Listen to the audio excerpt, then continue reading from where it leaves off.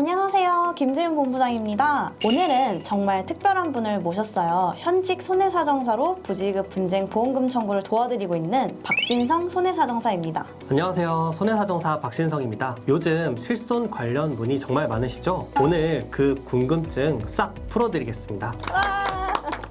손사님, 요즘 실손보험 중에 가장 많은 문의가 무엇인가요? 요즘 도수치료 횟수, 발달치료 기간, 입원 치료 내 통원 한도로 보상한다는 문의가 많은 것 같습니다. 특히 백내장 대법원 판례 이후에 다른 시술들도 입원이 필요하지 않다는 이유로 통원 한도로 지급하고 있어 문의가 많습니다. 도수 치료는 실제로 삭감도 많이 당하고 있죠? 네, 맞습니다. 제가 또 물리치료사인데요. 업계 이야기들 들어보면 환자가 정말 많이 줄었다고 합니다. 치료 적정성이라고 해서 검사 결과, 증상에 비해 치료 횟수가 많으면 그 외에는 건강 증진이라고 해서 면책을 하는데요. 의무 기록지상 치료를 받을 때마다 바스나 ROM 등이 좋아지고 있다는 근거가 있다면 조금 더 보험금을 청구하는데 유리한 면이 있습니다. 그 외에도 요즘에 시술들도 시술 후 통상적인 경과인 경우에는 입원 한도로 받기 어려워지고 있고요. 시술 전에 다른 질병이 있다거나 시술 후에 의사의 경과 관찰이 필요할 정도의 합병증이나 후유증이 있는 경우에 입원 한도로 주장해 볼 수가 있습니다. 아무래도 도수 치료도 아파서 치료를 받는 거니까 실비로 다 될 거라고 생각하고 병원 가시는 분들이 많은데 현실은 좀 다른데요. 그럼 한 10회 정도는 조사 없이 지급 처리를 받을 수 있나요? 네, 실손 세대와 관계없이 10회까지는 조사 없이도 지급이 가능합니다. 다만 근접하게 과거에도 도수치료를 받은 이력이 있다면 그 전에 받은 치료 횟수도 합산돼서 계산하기 때문에 그 부분에 대해서는 주의하셔야겠습니다. 최근 화두가 되고 있는 게 실손보험 또 바뀐다라고 하잖아요. 4세대에서 5세대로 변경된다는데 이거에 대해 또 얘기를 안 해볼 수 없을 것 같아요. 네, 정부에서 실손 적자를 줄이려고 새 개편안을 준비 중인데요. 보험사뿐만 아니라 병원에서 치료비를 부과하는 치료 수가도 조정하려고 하고 있습니다. 비급여 진료뿐 아니라 급여 통원에 대한 통제도 훨씬 더 강해질 전망입니다. 자기 부담금도 더 높아질 전망이고요. 5세대 실손이 어떻게 바뀌게 될지가 궁금한데요. 아무래도 비급여 특약인 도수 치료나 주사 치료가 1순위겠죠? 네, 맞습니다. 예를 들어 도수치료나 비급여 주사 등은 비급여로 병원에서 비용을 부과하기 나름인데요. 이제는 국가에서 몇몇 비급여들을 급여로 편입시키려고 하고 있습니다. 명칭은 관리급여인데요. 원래는 100% 본인 부담이었던 비급여가 이제는 급여로 가게 되면서 95%가 본인 부담이고 5%는 건강보험공단에서 지원해주게 됩니다. 그럼 소비자는 병원비를 95%만 내겠지요. 이 비율만큼 5세대 실손보험에 보험금을 청구할 수 있게 됩니다. 95%가 본인 부담금이 된다고요?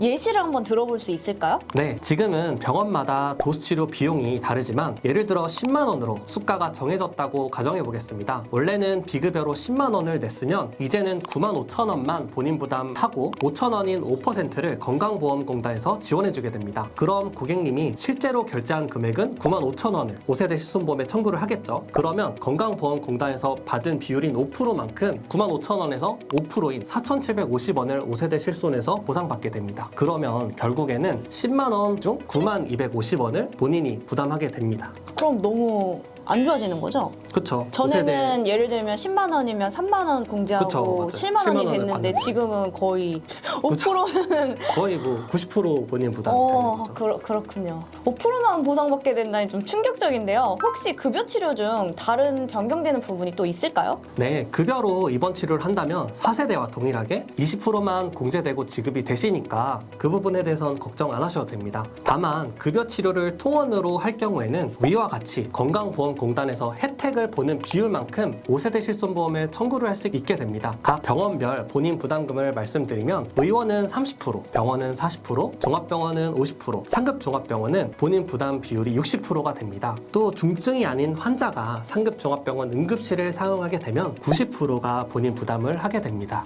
이것도 혹시 예시를 한번 들어볼 수 있을까요? 네, 만약에 치료 비용이 10만 원이라고 가정을 했을 때 상급 종합병원에 내원했다면 60%인 6만 원이 본인 본인 부담이고 40%인 4만 원이 건강보험공단에서 부담을 합니다. 그러면 저는 6만 원을 5세대 실손에 청구했을 때 건강보험공단에서 지원받은 만큼인 40%인 6만 원의 40% 2만 4천 원을 보상받게 되어 있고요. 10만 원 중 그러면 총 3만 6천 원을 부담하게 됩니다. 만약 의원에 내원했다고 하면 본인 부담률이 30%니까 3만 원을 내가 납부하고 7만 원을 건강보험공단에서 지원을 해주겠죠. 그러면 저는 3만 원을 5세대 실손보험에 청구하면 본인 부담 비율인 9천 원을 30%인 9천 원을 공제하고 받는 게 아니고요. 또 의원 병원에 내원하면 만 원, 종합병원, 상급종합병원에 내원하면 2만 원의 공제 금액과 비교해서 더 큰 금액이 공제 후 지급하게 됩니다. 그러면 3만 원 중 9천 원과 만 원 중에 큰 금액인 만 원을 제외하고 2만 원을 받게 됩니다. 보상과 직원 보상하기 너무 어려울 것 같은데요. 그렇죠.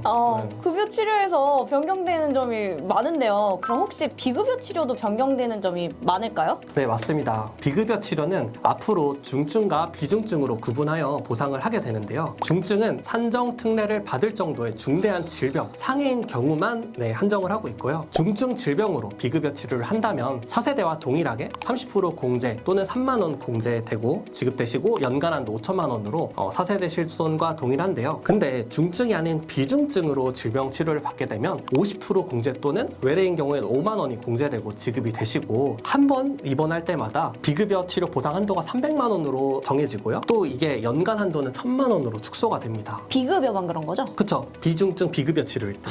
그러니까 중증 환자가 아니고 그런 네. 경우에 비급여 치료를 하면 1년 한도가 1,000만 1,000만 원이다. 원. 네. 50% 공제. 네. 그럼 중증이 아니면 비급여 치료는 거의 다 고객분들이 납부하셔야겠네요. 그러면 이런 것 좀 보상 예시가 또 어떻게 될까요?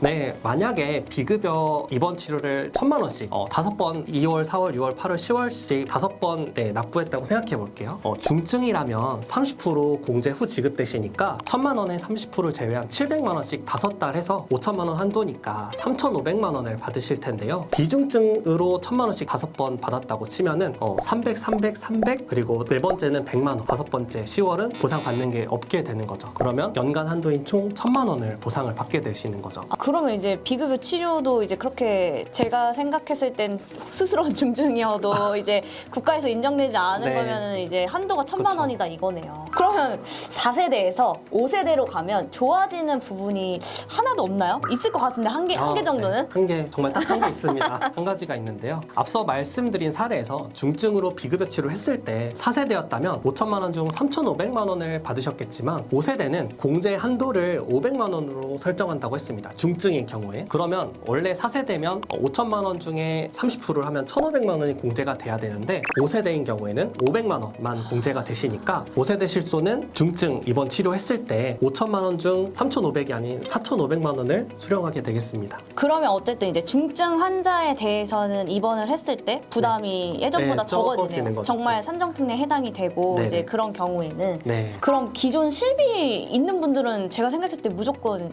유지하는 게 낫지 않을까요? 맞습니다. 근데 실손보험은 13년 4월 이전에 가입했는지 이후에 가입했는지에 따라서 재가입 주기라는 게 생겼는데요. 13년 4월 이전에 가입하신 실손 가입자분들은 재가입 주기가 없기 때문에 문제가 없이 쭉 유지를 하실 수가 있겠는데요. 13년 4월 이후에 가입하신 재가입 주기가 15년인 실손 가입자분들이나 4세대 실손인 이제 재가입 주기가 5년으로 되어 있습니다. 그래서 예를 들어서 13년 5월 달에 실손보험에 가입하셨다면 15년이 도래하는 시점인 28년 5월 달에는 기존 2세대 실비가 아닌 5세대 실비로 전환해서 가입되게 됩니다.